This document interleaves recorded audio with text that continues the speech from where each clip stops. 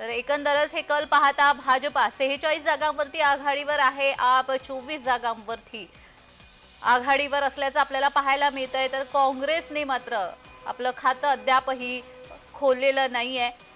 अरविंद केजरीवाल हे पुन्हा एकदा पिछाडीवर गेले असल्याचं समजत आहेत। तर दिल्लीमधील विजयाचा भाजपाकडून जल्लोष देखील साजरा केला जातोय। महत्त्वाचा मुद्दा इथे काँग्रेस मात्र यशाची प्रतीक्षा करत होता। अजूनही काँग्रेसला खातं दिल्लीमध्ये खोलता आलेलं नाहीये आणि 2013 पूर्वी काँग्रेसच्या मुख्यमंत्री शीला दीक्षित या पायउतार झाल्यानंतर अद्यापही काँग्रेसला हवं तसं यश दिल्लीमध्ये मिळालेलं नाहीये। 2015 ची निवडणूक पाहता काँग्रेसला एकही जागा मिळवण्यात यश आलं नव्हतं आणि ह्याही वेळी अशीच परिस्थिती दिसून येते आहे। मात्र भाजपा आता 27 वर्षांनंतर पुन्हा एकदा आपला झेंडा दिल्लीमध्ये रोवणार असल्याचं पाहायला मिळत आहे। 46 जागांवरती भाजपा आघाडीवर आहे।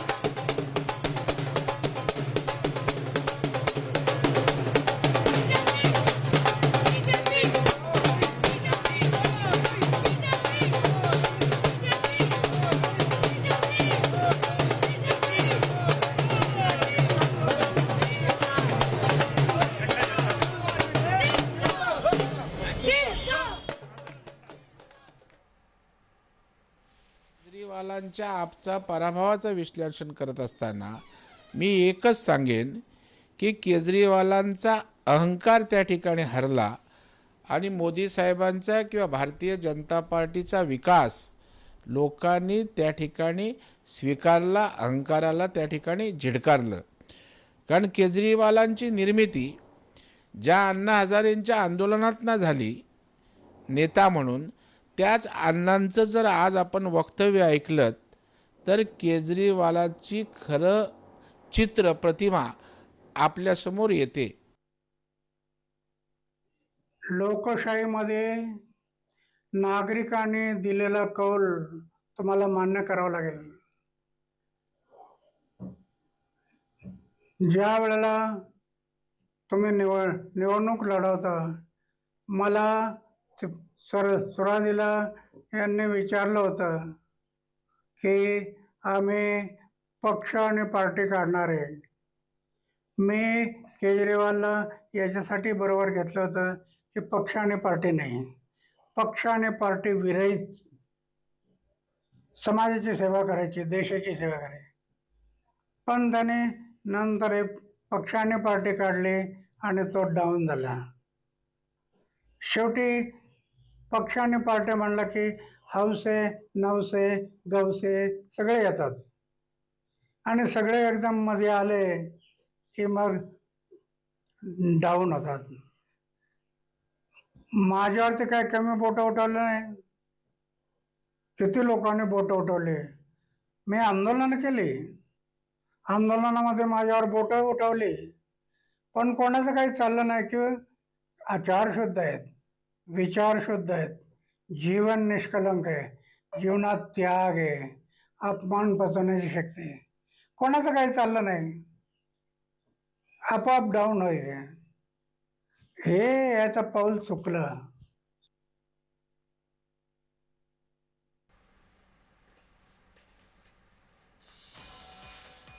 आपण पाहतोय दिल्लीमध्ये मोदींच्या हजेरीमध्ये रात्री सेलिब्रेशन केलं जाणार आहे. भाजपाची विजयाच्या दिशेने घोडदौड सुरू झालेली आहे.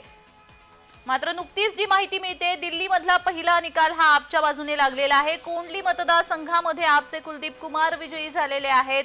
2020च्या तुलनेमध्ये मात्र आपच्या 38 जागा घटल्यात आणि यामध्ये महाराष्ट्र पॅटर्न लागू होतो असं संजय राऊत म्हणाले. कर रहे हैं शुरुआती रुझान में बीजेपी बहुत आगे है, 40 प्लस सीटों पे अपना रुझान में बढ़त है और मुझे लगता है कि ये थोड़ा देर इंतजार करेंगे हम, इससे भी बेहतर टैली आके रुकेगी ऐसा मेरा विश्वास है. मगर अब आज तो बहुत ज्यादा बोलने की आवश्यकता नहीं है. ये जरूर दिख रहा है कि दिल्ली की जनता ने मोदी जी की गारंटी को स्वीकार किया है और यही फाइनल टैली होगी ऐसे ही, ऐसा मेरा विश्वास है. देखिए उसमें कोई दो राय नहीं है. दिल्ली का प्रत्येक तबका अब आम आदमी पार्टी से दूर हो गया है. रुझान में वो दिख रहा है, एग्जिट पोल में भी दिख रहा था और मुझे लगता है कि आज रिजल्ट वैसा ही होगा कि आम आदमी पार्टी ने जिस प्रकार से अकर्मण्यता दिखाई, जैसे उन्होंने जनता को तकलीफ दिया, स्वयं भ्रष्टाचार किया, शीश महल की प्रवृत्ति रही, तो आज जनता उसका रिजल्ट दे रही है और मुझे पूरा विश्वास लगता है कि अंत तक ऐसे ही रिजल्ट आएगा.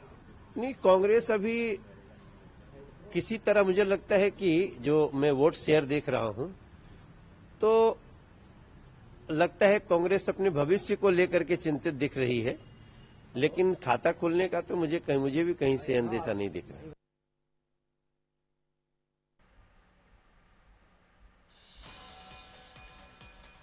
दिल्लीमध्ये मोदींच्या उपस्थितीमध्ये जल्लोष साजरा केला जाणार आहे. भाजपाची विजयाच्या दिशेने घोडदौड सुरू झालेली आहे.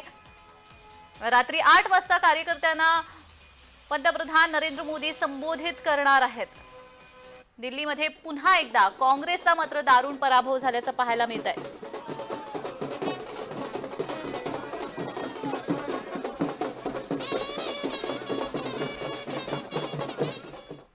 दिलाता हूं कि आपका बेटा, आपका भाई आपका पूरा विश्वास निभाएगा और कोंडली के घर घर तक जैसे मैं पहले जाता था एक एक काम कराने का काम करूंगा। अरविंद केजरीवाल ने विश्वास जताया था मुझ पे दूसरी बार, उन्हें ये सीट हमने अरविंद केजरीवाल जी को जीत के दी है। कोंडली के आम आदमी पार्टी के कार्यकर्ताओं ने, हमारे कोंडली के लोगों ने अरविंद केजरीवाल जी को दी है और पूरी जिम्मेदारी के साथ इस काम को आगे बढ़ाने का काम करेंगे। मैं अरविंद केजरीवाल जी का धन्यवाद करता हूं और उनको भी आभार व्यक्त करता हूं। उन्होंने दूसरी बार मुझे टिकट दिया था और मैं जीत के आया हूं। क्या कहेंगे ट्रेंड के अंदर भाजपा सरकार बना रही है? अभी तो मेरी यहाँ छोटी कॉन्स्टिट्यूंसी जो कम सीटें अभी पुणे वो खुले हैं, कम राउंड हुए हैं, बाकी राउंड में काफी जगह बाकी हैं। तो मुझे लगता है कि ये ट्रेंड है अभी तो शुरू के। मुझे लगता है सरकार दिल्ली में आम आदमी पार्टी बना रही है, अरविंद केजरीवाल चौथे मुख्यमंत्री बन रहे हैं। अभी मेरे यहाँ तो कंप्लीट हो गए, मेरे यहाँ तो कंप्लीट हो चुके, 6,500 का हमारे पास मार्जिन जीत चुके हैं चुनाव। बाकी जगह अभी तिलोपरी बाकी सीटों पर बाकी है, तो दिल्ली में तो ऑल ओवर काफी बाकी है। तो उसके बाद आने के बाद पिक्चर साफ होगी। लेकिन मैं ये कह सकता हूं कि आम आदमी पार्टी दिल्ली में सरकार बनाने जा रही है। 6,500। तर आपचे कुलदीप कुमार विजयी झाले, नुकतेच ते बोलत होते। दिल्ली मधला पहिला निकाल हा आपच्या बाजूने लागलेला आहे। कोंडली मतदारसंघामध्ये आपचे कुलदीप कुमार हे विजयी झालेले आहेत। नुकतेच ते प्रसार माध्यमांशी बोलत होते। पहिला निकाल दिल्लीचा हाती आलेला आहे। कोंडली मतदारसंघामध्ये आपचे कुलदीप कुमार हे विजयी झालेले आहेत आणि आपच पुन्हा एकदा सत्तेमध्ये येणार असल्याचा विश्वासही त्यांनी यावेळी व्यक्त केलेला आहे। आपच्या खात्यावरती पहिला विजय आलेला आहे।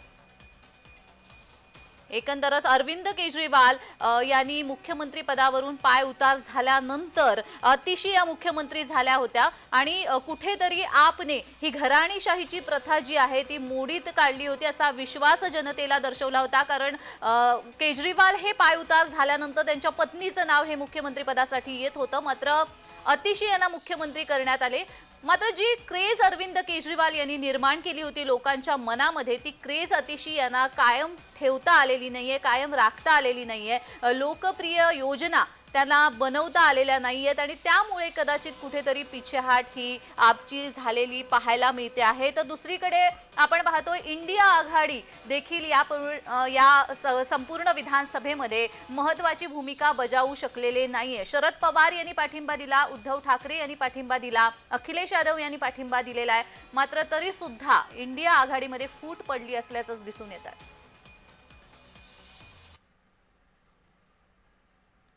मस्त होता है जब बृहस्पति सिंह में राशि में प्रवेश करते हैं। ये प्रत्येक 12 वर्ष में होने वाली अलौकिक घटना है जिसको समुद्र मंथन की कथा से भी जोड़ते हैं। और हमारे लिए ये सौभाग्य के ऋषि मुनि तपस्वी साधु सन्यासी आमजन नगरवासी ग्रामवासी सभी आकर के अपने आस्था के इस पर्व में शामिल होते हैं, श्रद्धा से स्नान करते हैं और आगामी सनातन धर्म की दृष्टि से उस विश्वास को दृढ़ करते हैं, जिसके कारण से हजारों वर्ष से हमारे इस संस्कृति पे सबको गर्व होता है।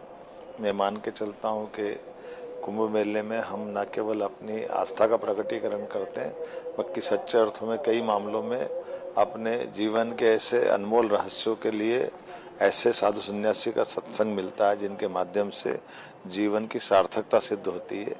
हम उनके चरणों में प्रणाम भी करते हैं और मैं एक बार फिर अपनी ओर से उत्तर प्रदेश सरकार को बधाई देता हूँ। माननीय मुख्यमंत्री योगी आदित्यनाथ जी, जिनने बहुत अच्छे से मेहनत करके शासन जो जो इस व्यवस्था जुटा सकता वो सब कुछ किया है।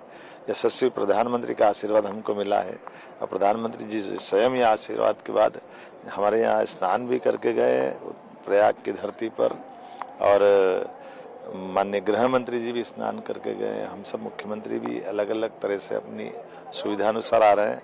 हमारा यहाँ पंडाल भी लगा, सांस्कृतिक अलग अलग आयोजन भी चल रहे हैं। सम्राट विक्रमादित्य के जीवन के विविध पक्षों को लेकर के, हमारे भगवान श्री कृष्ण के मध्य से जुड़े हुए रहस्यों पे, उनकी यात्रा से जुड़े वृत्तांतों पे एक नाटक बनाया है।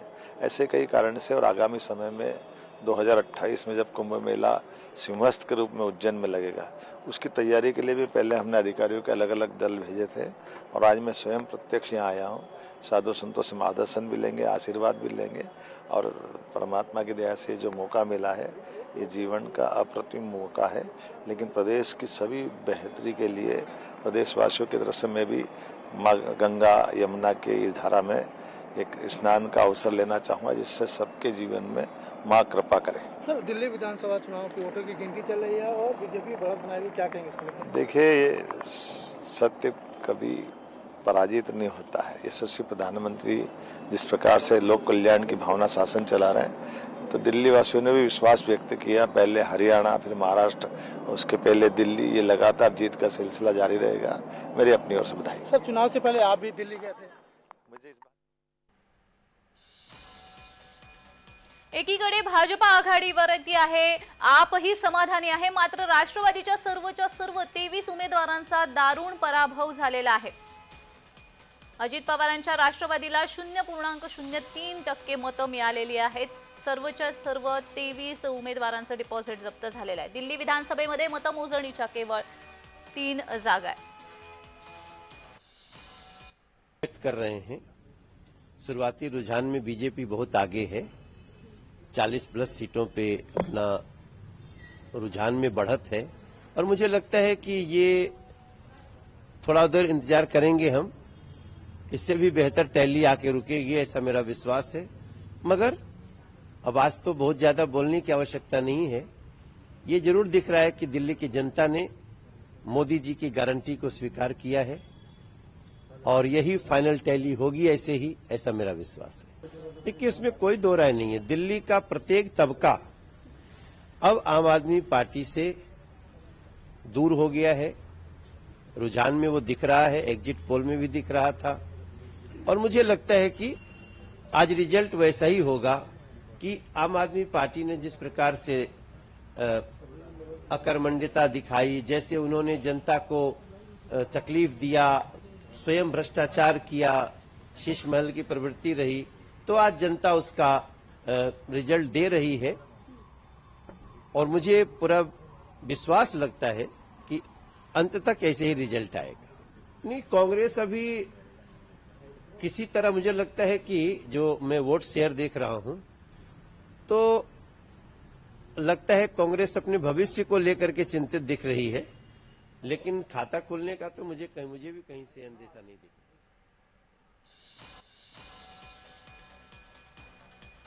दिल्ली विधानसभेत मतमोजणीच्या केवळ 3 फेऱ्या आता शिल्लक राहिलेल्या आहेत। राष्ट्रवादीच्या सर्व उमेदवारांचं डिपॉझिट मात्र जप्त झालेलं आहे। राष्ट्रवादीच्या सर्वच्या सर्व 23 उमेदवारांचा दारुण पराभव या ठिकाणी झालेला आहे।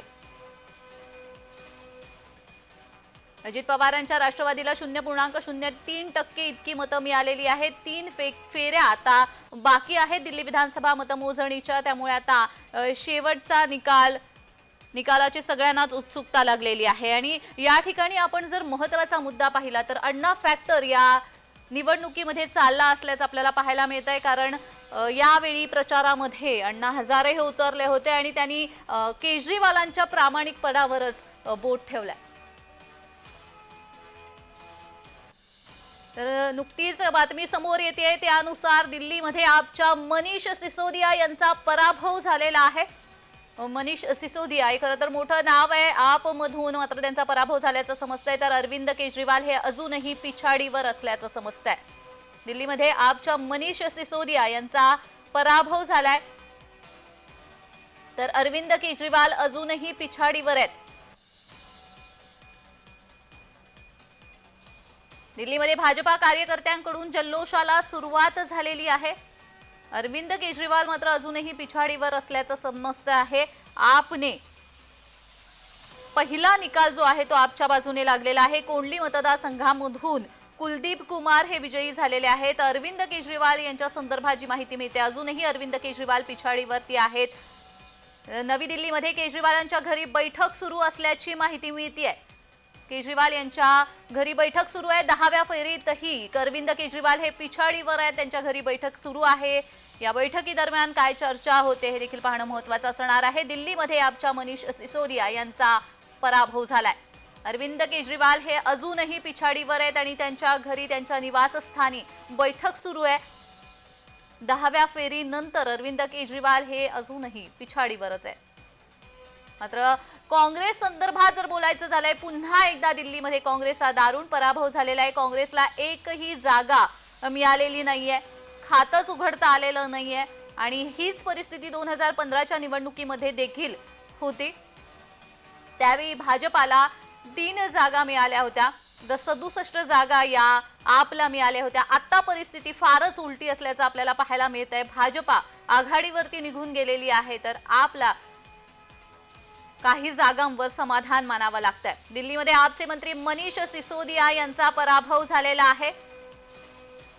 तर अरविंद केजरीवाल हे पिछाडीवर असल्याचं समजतंय. अरविंद केजरीवाल यांच्या निवासस्थानी आता बैठक सुरू आहे. 10व्या फेरीनंतरही अरविंद केजरीवाल हे पिछाडीवर आहेत. पुन्हा एकदा दिल्लीमध्ये काँग्रेसचा मात्र दारुण पराभव झालाय, तर राष्ट्रवादीच्या सर्व उमेदवारांचं डिपॉझिट जप्त झालेलं आहे. आतापर्यंत काँग्रेसला दिल्लीमध्ये एकही जागा आणता आलेली नाहीये. दारुण पराभव काँग्रेसला दिल्लीमध्ये पत्करावा लागतोय. दुसरीकडे पहिला निकाल जो आहे तो मात्र आपच्या बाजूने लागलेले आहेत. कोंडली मतदारसंघामधून कुलदीप कुमार हे विजयी झालेले आहेत, तर मनीष सिसोदिया मात्र पराभूत झाल्याचं समजतंय. एकीकडे ही परिस्थिती आहे, दुसरीकडे अरविंद केजरीवाल हे पिछाडीवर आहेत. त्यांच्या घरी बैठका सुरू आहेत. 10व्या फेरीनंतरही अरविंद केजरीवाल पिछाडीवर आहेत.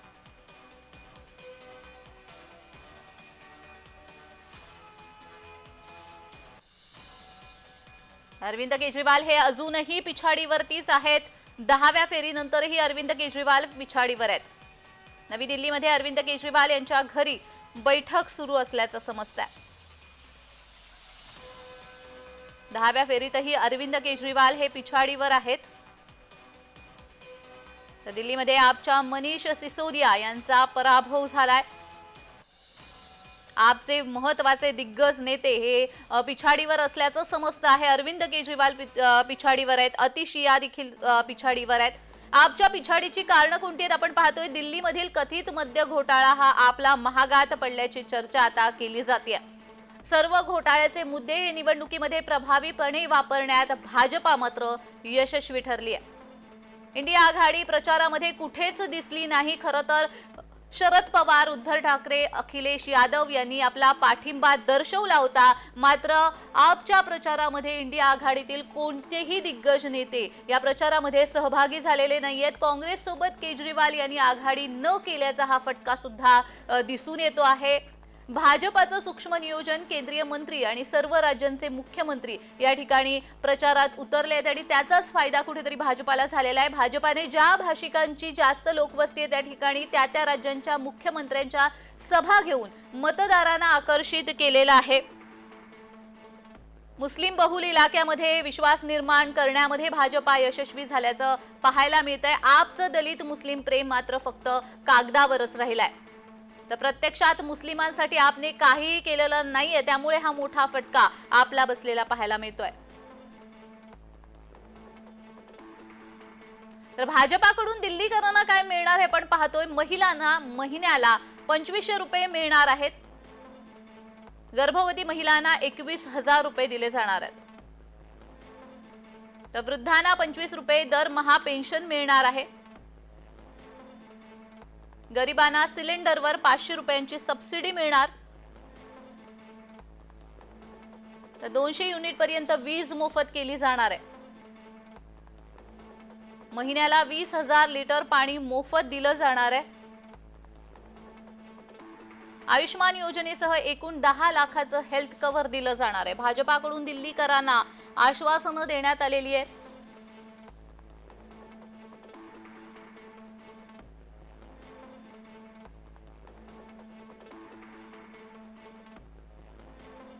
एकंदरच भाजपाचं सूक्ष्म नियोजन हे दिल्लीमध्ये त्यांच्या पथ्यावर पडलेलं दिसून येत आहे.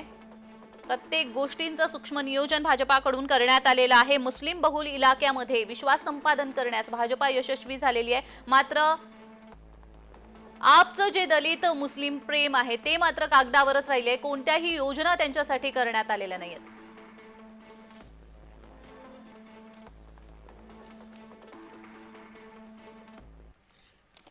तर आपल्यासोबत आपचे नेते धनराज वंजारी जोडले गेलेले आहेत. नमस्कार धनराजजी, माझा आवाज येतोय आपल्याला? एकंदरच भाजपाचं सूक्ष्म नियोजन हे धनराजजी, माझा आवाज पोहोचतोय आपल्यापर्यंत?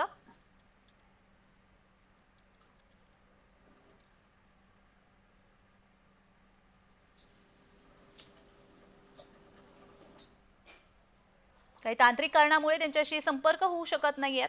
आपण थोड्याच वेळात त्यांच्याशी जोडले जाऊ. मात्र सध्या जी परिस्थिती पाहतोय त्यानुसार भाजपाने 48 जागांवरती आघाडीवर असल्याचं पाहायला मिळतंय, तर आप 22 जागांवरती आघाडीवर आहे. काँग्रेसने अजूनही आपलं खातं खोललेलं नाहीये. दारुण पराभव काँग्रेसचा दिल्लीमध्ये विधानसभा निवडणुकांमध्ये झाल्याचं पाहायला मिळत आहे. तर राष्ट्रवादीच्या सर्वच्या सर्व 23 उमेदवारांचं डिपॉझिट जप्त झालेलं आहे. यामुळे भाजपाचं कमळ हे दिल्लीमध्ये फुलणार असल्याची सध्या तरी चिन्ह दिसून येत आहेत.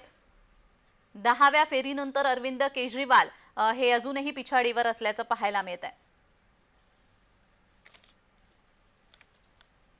तर पुन्हा एकदा आपचे नेते धनराज वंजारी आपल्यासोबत जोडले गेलेले आहेत. धनराजजी, माझा आवाज आता पोहोचतोय आपल्यापर्यंत? हो, येतोय, आवाज येतोय. जी बोला. जी जी आत्ताची आपण सध्याची परिस्थिती पाहतोय. आपला पहिलाच विजय मिळाला तो कुलदीप कुमार हे विजयी झालेले आहेत. मात्र एकंदरच जी परिस्थिती पाहतोय 10व्या फेरीतही अरविंद केजरीवाल हे पिछाडीवर आहेत. तुमच्या स्टुडिओ मधला आवाज जो आहे तो एवढा जास्त येतोय जी की मला तुमचा प्रश्न पूर्ण ऐकायला नाही आला. जी मी पुन्हा एकदा बोलते. अरविंद केजरीवाल 10व्या फेरीतही पिछाडीवर असल्याचं समजतंय. आपली काय प्रतिक्रिया यावर? नाही, आता अंतिम निकाल जेव्हा लागेल तेव्हा माहिती पडेल काय होतंय ते. आणि जे काही असेल ते खुल्या दिलानी एक प्रयोगशील राजकारणाचा जी दिल्लीमध्ये. अगदीच वंजारीजी, मी काही मिनिटांसाठी आपल्याला थांबवते.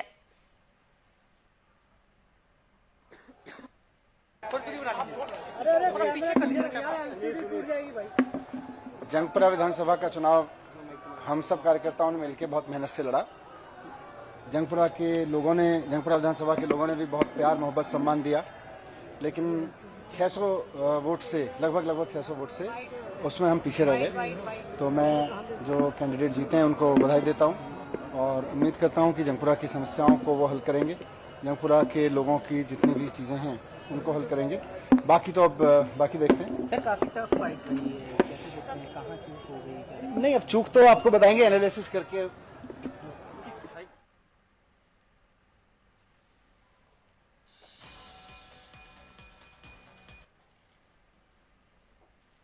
तर मी पुन्हा एकदा धनराजजी यांच्याशी संपर्क साधते. धनराजजी, तुमचा मुद्दा पूर्ण करा. नाही, आता काय आहे, शेवटी लोकशाही आहे, लोकशाही मार्गाने झालेल्या या निवडणूक आहे असं गृहीत धरून जर विचार केला जी तर जनमानसाचा जो कौल आहे तो तर स्वीकारणं भाग आहे आणि ते आम्ही खुल्या दिलानं मोठ्या मनानं स्वीकारू. जी पण त्या स्वीकारण्याबरोबरच आम्ही एक आत्मनिष्ठ असं आत्मपरीक्षण आणि अनालिसिस सुद्धा याचं करायला बांधील आहोत.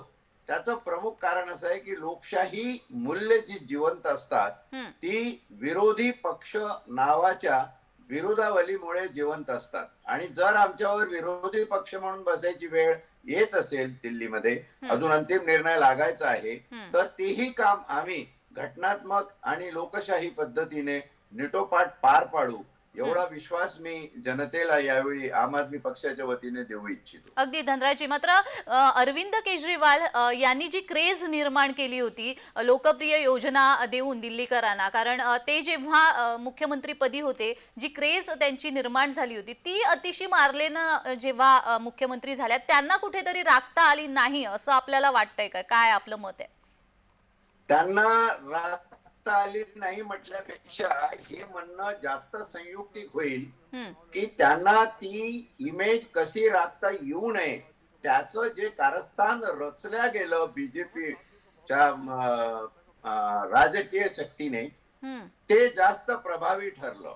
आणि ज्या मार्गाने ज्या पद्धतीने संस्थांचा आणि घटनात्मक आस्थापनांचा वापर राजकारणासाठी करण्यात आला, त्याच्यामुळे अरविंदजीचे जे प्लस पॉइंट आणि पॉझिटिव्ह जे ठिकाणं होती त्या सगळ्यांना कसं निगेटिव्हिटी मध्ये परावर्तित करायचं याची एक कॉन्स्पिरसी ही या ठिकाणी यशस्वी होताना दिसते. अँटी इन्कम्बन्सी वगैरे लोक म्हणायला म्हणतात ते त्यांना म्हणू द्या, तो त्यांचा भाग जी आहे. जी वंजारीजी, मी पुन्हा एकदा तुम्हाला इंटरप्ट करते, 2 मिनिटांसाठी थांबवते. साफ पानी पहुंचाना है. आप देखेंगे रोड्स पे, आप देखेंगे पूरा डस्ट पड़ा हुआ है, कोई सैनिटेशन आप देखेंगे, हर कॉर्नर पे आप जाके देखेंगे कूड़े के ढेर पड़े हैं, सफाई हो नहीं रही है, लोग दुखी हैं. आप पार्क्स ही देखेंगे, पार्क्स में बहुत ज्यादा गंदगी है। ये लोकल इश्यूज है जिसको हमें ठीक करना है। सर, चुनाव जीतने के बाद भाजपा सरकार बनाती है तो कौन सीएम का चेहरा हो सकता है, परवेज वर्मा या रमेश बिधूड़ी? ये तो भारतीय हमारा पार्लियामेंट्री बोर्ड और मोदी जी बताएंगे ना। आपका कोई अपना रुझान? नहीं, हमारा कोई रुझान नहीं, जो पार्टी नेतृत्व तय करेगा वो सबका फैसला होगा। भारत माता की।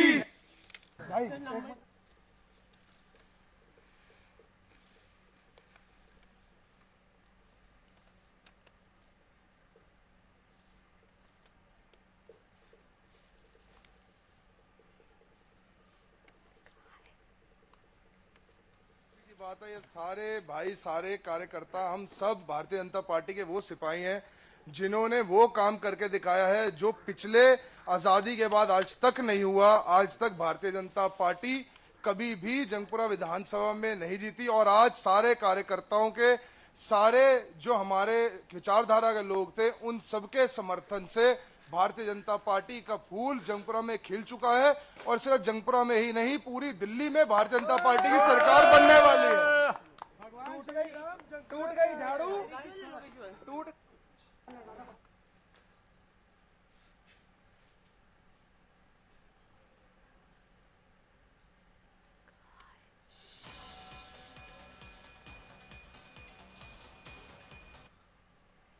तर धनराजजी, आपण मगाशी बोलत होतो त्या संदर्भातला मुद्दा आपण पूर्ण करा. अरविंद केजरीवालांनी जी एक प्रयोगशील राजकारणाची एक नवीन दिशा, एक डायमेन्शन या देशाला आणि या देशातल्या जनतेला दिलेला आहे, त्याची वाखाणणी करावीच लागेल आणि जनता हे विसरू शकणार नाही.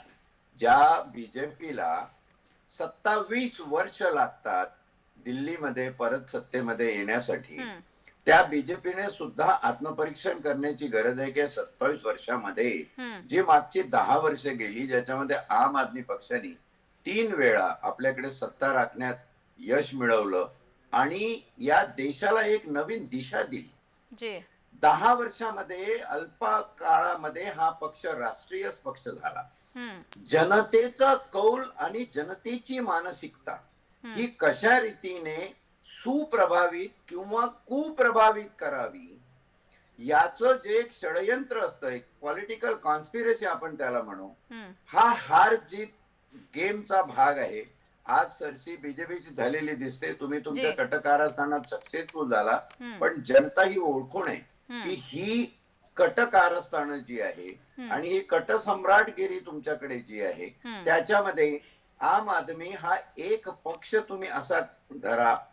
तुम्ही म्हणाल की हे विक्टिम कार्ड प्ले करतात आहे. विक्टिम कार्ड प्ले करण्याची काही गरज नाही, कारण विक्टिम कार्डला सुद्धा एक कालमर्यादा ठरलेली असते.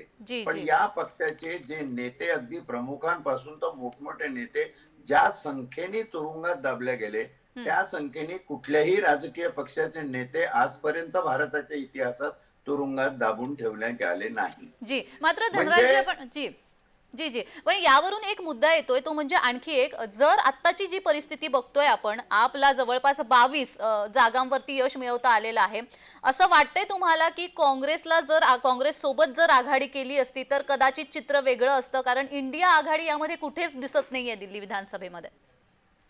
नाही, काँग्रेस बरोबर युती आम्ही केली नाही, ते एका दृष्टीनं ठीकच केलं हे या निकालावरून दिसलं. कारण काँग्रेस जरी 2-2.25% मताच्या जवळपास इथं दिसत असली तरी त्यांचं यश मात्र 0 आहे. आणि म्हणून अगदीच म्हणजे खेळात न उतरण्या योग्य एखादा खेळाडू असेल, मग त्याला का तुम्ही सोबत घेतलं नाही? तर आम्ही बरंच केलं, त्याला सोबत घेतलं नाही. ते प्रश्न इथं असा आहे, राजकीय समीकरण जुळवण्यामध्ये कोणाबरोबर कधी जायचं, कोणाबरोबर कुठे जायचं, याचं एक तंत्र असतं. त्या तंत्राप्रमाणे पक्षाच्या वरिष्ठ पातळीवर जे धोरणावली तयार झाली, त्या धोरणावलीचा हा निर्णय होता. आणि आता हे दिसलं की तो निर्णय काही खूप चुकलेला नाही. समजा आम्ही काँग्रेस बरोबर गेलो असतो, एक गृहीतक आपण धरून चालूया, तर किती मतं वाढली असती? आणि आज जो काही डिफरन्स आहे साधारण 8 ते 10% बीजेपी आणि आपच्या पर्सेंट मध्ये मतांच्या, तो 1-2 टक्क्यांनी पुढे गेला असता. परंतु या रिझल्ट मध्ये एक सिलेक्टिव्ह मॅनिप्युलेशन नावाचा जो प्रकार असतो, असा कॉन्स्टिट्युएन्सी वाईज करून अगदी अभ्यासपूर्ण अरविंद केजरीवालांची इमेज कशी तडा जाईल, या पक्षाची इमेज कशी तडा जाईल. अहो, भारतातलं हे पहिलं उदाहरण आहे मॅडम, की एखाद्या केसमध्ये एक राजकीय अख्खा पक्षच आरोपी करून टाकला जातो. आता सुप्रीम कोर्टासमोर 5 न्यायाधीशांची समिती बसली आहे, याचा निवाडा भविष्यात देईल की हे योग्य आहे की अयोग्य आहे. म्हणजे त्या लिकर घोटाळ्यामध्ये आम आदमी पक्षच आरोपी, म्हणजे कुठलाही पदाधिकारी उद्या कुठल्याही राज्यातला जो तुम्ही उचलून त्याच्यामध्ये टाकू शकता, अशी परिस्थिती तुम्ही निर्माण केली. म्हणजे जे काही प्लस पॉइंट सर्वसाधारण जनतेच्या वतीने धरून केजरीवालांनी एक प्रायोगिक तत्वावर राजकीय सुंदर प्रयोग या देशामध्ये केला होता, तो कसा मोडून काढावा, त्यामध्ये आज जरी ही शक्ती यशस्वी झालेली आहे असं दिसत असलं तरी भविष्यामध्ये याचं पुनरुज्जीवन होईल. अजून नव्या ताकदीने फिनिक्स पक्षासारखा आम आदमी पक्ष उभा राहील आणि दिल्लीतच नव्हे तर देशातही आपलं जाळं संघटना निर्माण करेल, असा विश्वास मी तुमच्या चॅनलच्या माध्यमातून दर्शवू इच्छितो. अगदीच. धनराजजी, आता मद्य घोटाळ्याचा मुद्दा तुम्ही उपस्थित केलाय म्हणून विचारते की मद्य घोटाळ्यामध्ये भ्रष्टाचाराचे आरोप लावले गेले, ते योग्य आहे अयोग्य आहे हे पुढची गोष्ट आहे, मात्र तरी सुद्धा ह्या भ्रष्टाचारांच्या आरोपाचा दिल्लीच्या लोकमनावर काही परिणाम झालाय, त्यामुळे ही परिस्थिती उद्भवली आहे का की अरविंद केजरीवाल पिछाडीवरती आलेले आहेत का? अरविंद केजरीवाल आणि त्यांचं सरकार हे दिल्लीकरांच्या ज्या योजना, दिल्लीकरांचे जे विकासाचे मुद्दे आहेत ते पूर्ण करण्यासाठी, फुलफिल करण्यासाठी कुठेतरी अपयशी ठरलंय, म्हणून ही आत्ताची सध्याची परिस्थिती आहे. आपल्याला काय वाटतंय? ते आत्मपरीक्षणातून तुमच्या प्रश्नाचा जो दुसरा भाग आहे तो पुढे आणता येईल, पण पहिला भाग जो तुमच्या प्रश्नाचा आहे तो असा आहे की बंबार्डिंग सतत केल्यानंतर जनमानसावर एक सामाजिक मानसिकता, ज्याला सोशल सायकोलॉजी आपण म्हणू, त्याच्यावर परिणाम निश्चितपणे करण्यात आलेला आहे. आणि तोही इतक्या अघोरी पद्धतीने करण्यात आला की वारंवार गोबेल्स प्रिन्सिपल नुसार जर एखादं तत्व तुम्ही सांगत असले, सर्वसाधारण माणूस जो आपल्या रोजमर्राची जीवन जगत असतो तो कुठेतरी जाऊन विचार करतो, अरे काहीतरी इकडे असं होऊ शकतं, तसं होऊ शकतं. आता तुम्ही मायनॉरिटीच्या बाबतीत बघा, मायनॉरिटीच्या बाबतीत अनेक चॅनलवर करण्यात आली मला की एवढी मतं कमी का? आज या देशातली मायनॉरिटी एवढी दहशतीत आहे की जर आम्हाला मतं नाही टाकली तर बघा तुमचं काय होईल ते. अशा पद्धतीचं एक अनामिक भीती, म्हणजे जणू काही कोणी जाऊन त्यांच्या घरी शस्त्र घेऊन उभे राहिले असा भाग नाहीये, एक अनामिक भीतीचं वातावरण निर्माण करण्यात आलेलं आहे. त्याच्यावरून सुद्धा बरीचशी मतांची जी घट झाली आम आदमी पक्षाच्या, ती बीजेपीच्या पारड्यात पडली असं म्हणायला एक तर्कविवेकी आधार आहे. असं का झालं असेल तर वारंवार तुम्ही गोबेल्स प्रिन्सिपल जे वापरून अरविंद केजरीवालचे सगळे निगेटिव्ह पॉइंट नसतानाही सांगत बसायचे. आता मद्य घोटाळ्या केसमध्ये काहीच नाही सुप्रीम कोर्ट म्हणतं, पण आता सर्वसाधारण जनतेच्या मनावर कुठेतरी एक जखम, कुठेतरी एक व्रण तुम्ही ओढून ठेवला, तो राहतोच. त्यामुळं सोशल सायकोसिस वर परिणाम निश्चितपणे या लोकांनी केला. त्यांचं तंत्र, त्यांचं तेवढी मशिनरी, तेवढ्या सरकारी यंत्रणा किंवा संविधानिक आस्थापना सुद्धा त्या कामाला वापरला गेला. मग तो निवडणूक आयोग असो, ईडी असो, सीबीआय असो, इव्हन न्यायपालिका असो, आणि अशा पद्धतीने हे एकत्रित सामूहिक सगळं करू का? सगळ्यात जास्त भीती जर आज प्रतिगामी विचाराच्या बीजेपीला असेल तर ती अरविंद केजरीवालांसारख्या प्रयोगशील राजकारण करणाऱ्या नेत्याची आहे.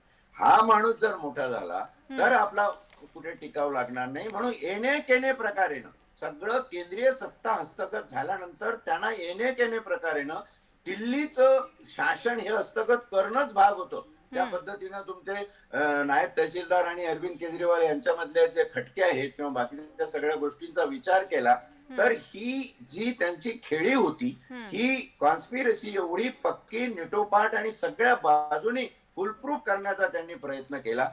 निश्चितपणे आम्ही कुठे कमी पडलो तर आमच्या इमेजेस ज्या होत्या, ज्या या लोकांनी तडा देऊन खोट्या पद्धतीने एक वाईट त्याची एक प्रतिमा तयार करून समाजात आणली, ती राखण्यामध्ये किंवा त्याला एक योग्य काउंटर देण्यामध्ये आम्ही कमी पडलो. थोडक्यात आम्ही गुन्हेगारी षडयंत्री राजकारणात कमी पडलो असं मी म्हणेन स्पष्टपणे. आणि आम्ही या बाबतीत निश्चितपणे आत्मपरीक्षण करू, पण भविष्यातही कुठल्याही गुन्हेगारी पद्धतीचा राजकारण आम्ही करणार नाही. जी. आम्ही संविधानिक आणि लोकशाही पद्धतीनेच हा प्रयोग पुढे नेऊ. जी, धनराजजी, आता तुम्ही जे म्हणताय की भाजपाचं हे षडयंत्र म्हणू शकतोय आपण, हे एका वेळेस आपण मान्यही करू, पण दुसरी गोष्ट, ज्या अण्णा हजारेंच्या आंदोलनामधून अरविंद केजरीवाल हे व्यक्तिमत्व फुललं होतं, तेच अण्णा हजारे आता त्यांच्या प्रामाणिकपणावरती बोट ठेवताय. या संदर्भात काय सांगाल? आता ते थोडस हे आहे की आता अण्णांसारख्या माणसाबद्दल चॅनलवर येऊन बोलावं लागतं, पण अपरिहार्यता आहे म्हणून बोलतो की अण्णा, जर तुम्हाला आम आदमी पक्षाचे नेते जर भ्रष्टाचारी वाटत असतील किंवा ते काही पापी दिसत असतील तुमच्या भाषेमध्ये असे, तर सगळे पुण्य आत्मे बीजेपी मध्ये जमा झालेले आहेत का? 50 खोके बोके प्रकार महाराष्ट्रातलं शासन बळकावलं. अहो, 288च्या संख्येची विधानसभा महाराष्ट्राची, त्याच्यामध्ये 128 लोकांवर गुन्हेगारी पार्श्वभूमी आहे. हे सगळं आपण आता उघड्या डोळ्यांनी सगळं बघतो. हे सगळे तुम्हाला पवित्र आत्मे आणि अगदी शुद्ध नाहून निघालेले हे दिसतात का? पापी आणि आम्हीच तुम्हाला भ्रष्टाचारी वाटतो? आमचा एखादा भ्रष्टाचार सिद्ध तर होऊ द्या ना अण्णा. सिद्ध नाही झालाय, कोर्टातून जामीन मिळालेला आहे, अजून कुठली दोषसिद्धी नाही. आणि अण्णा, हे तुम्ही बोलताय, खरं तर तुमच्या वयाला, तुमच्या मानाला आणि तुमच्या दर्जाला हे शोभनीय नाही. तुम्ही कुठल्या बाजूनी बोलताय हे जनता ओळखून आहे, त्यांना कळतं की हे काय आहे. कारण ज्या अण्णांच्या आंदोलनातून ही ठिणगी पडली आणि अरविंद केजरीवाल आम आदमी पक्ष घेऊन उभा राहिला, त्या आंदोलनाची मूळ भूमिका आणि पूर्वपीठिका ही जनतेच्या लक्षात आलेली आहे अण्णा. आता एवढं सगळं असताना आपण आणि आपला बाईट घेऊन हे लोक सगळीकडे जाऊन आता मिरवतात आहे. म्हणजे एखादं घर पडतच असेल तर चला 2 दगड आपणही त्याच्यातले उचलून मारून टाका, अजून पाडून टाका, असा सारखा प्रकार आहे. मला अगदी आवर्जून या ठिकाणी विनंतीपूर्वक अण्णांना नमस्कार करून सांगावंसं वाटतं, अण्णा, असं करू नका. मान्य. पण या अनुषंगाने एक प्रश्न शेवटचा विचारेन, तो म्हणजे आता एकंदरच जे निकाल पाहतोय आपण, आपल्याला काय वाटतंय, भाजपा खरोखरच जी दिल्लीकरांची दुखरी नस होती ती पकडण्यात यशस्वी झाली आहे का? का त्यांच्या प्रचारामध्येच इतकी ताकद होती की त्यामुळे हे यश मिळालेलं आहे? आपल्याला काय वाटतंय? नाही, हे क्षणिक आहे, हे लाक्षणिक, ही म्हणे प्रासंगिक हा विजय काही कारणामुळे धनराज यांचा संपर्क तुटलेला आहे. धनराज वंजारी आपचे नेते आपल्यासोबत बोलत होते आणि महत्वाची बातमी समोर येते ती म्हणजे अरविंद केजरीवाल यांचा पराभव झालेला आहे. 1200 मतांनी अरविंद केजरीवाल यांचा पराभव झालेला आहे. ज्या अरविंद केजरीवाल यांनी 3 कार्यकाळ गाजवले, त्या अरविंद केजरीवाल यांचा पराभव झालेला आहे. दिल्लीमध्ये सर्वात मोठा आपला हा धक्का बसलेला आहे. अरविंद केजरीवाल यांचा पराभव झालेला आहे. 3 कार्यकाळ ज्यांनी आपचं वर्चस्व दिल्लीमध्ये अबाधित ठेवलं, ते अरविंद केजरीवाल पराभूत झालेले आहेत. 1884 मतांनी, 44 मतांनी त्यांचा पराभव झालाय. छवि दागदार हो, क्योंकि वो साहिब सिंह वर्मा जी के बेटे हैं. उन्हीं में उनके संस्कार हैं, उनका खून है. तो लोगों में मैंने ये उम्मीद देखी कि जब उनका बेटा यहाँ पर हमारे बीच में आएगा तो वो भी उन्हीं के जैसे काम करेंगे, उन्हीं के पद चिन्हों पे चलेंगे, उन्हीं की तरह दिल्ली को संवारने का, बढ़ाने का काम करेंगे, यहाँ के बच्चों के भविष्य के बारे में सोचेंगे. फ्री की योजनाएं बांटने का काम नहीं करेंगे, नौजवानों को उनके पैरों पे खड़े होने का काम करेंगे, करवाने का काम करेंगे, उनको रोजगार दिलाने का काम करेंगे, उनको फ्रीबीज बांटने का काम नहीं करेंगे.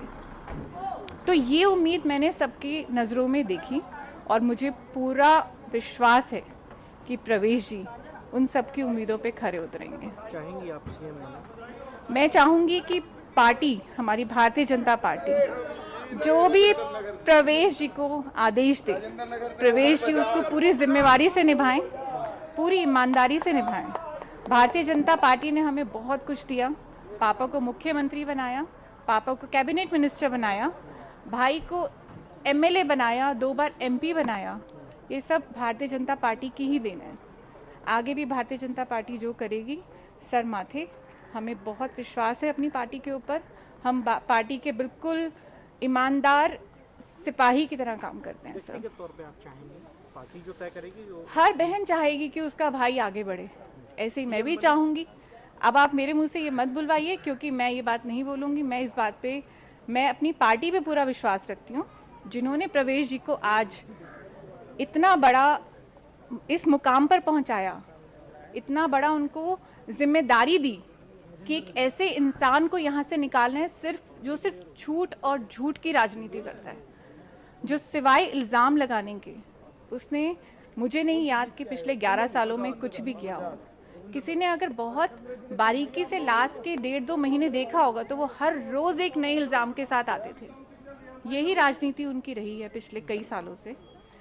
तो पार्टी ने प्रवेश जी को एक मौका दिया, इसके लिए हम पार्टी के बहुत बहुत शुक्रगुजार हैं और मुझे उम्मीद है पार्टी का जैसे हमेशा प्रवेश जी के सर पे हाथ रहा, हमेशा वैसे ही रहेगा। धन्यवाद। दिल्लीमध्ये आपला सर्वात मोठा धक्का बसलेला आहे। अरविंद केजरीवाल यांचा पराभव झालेला आहे। भाजपाचे परवेश वर्मा विजयी झालेले आहेत। अरविंद केजरीवाल यांचा दारुण पराभव झालेला आहे। 1844 मतांनी अरविंद केजरीवाल पराभूत झालेला आहे। दिल्लीमध्ये आपला हा सर्वात मोठा धक्का आहे। भाजपाचे परवेश वर्मा हे विजयी झालेले आहेत आणि जो तख्त दिल्लीमध्ये आपने 3 कार्यकाळ राखला होता तो या वेळेस मात्र त्यांना राखता आलेला नाहीये। अरविंद केजरीवाल यांचा पराभव झालेला आहे। 1844 मतांनी अरविंद केजरीवाल पराभूत झालेले आहेत, तर भाजपाचे परवेश वर्मा हे विजयी झालेले आहेत।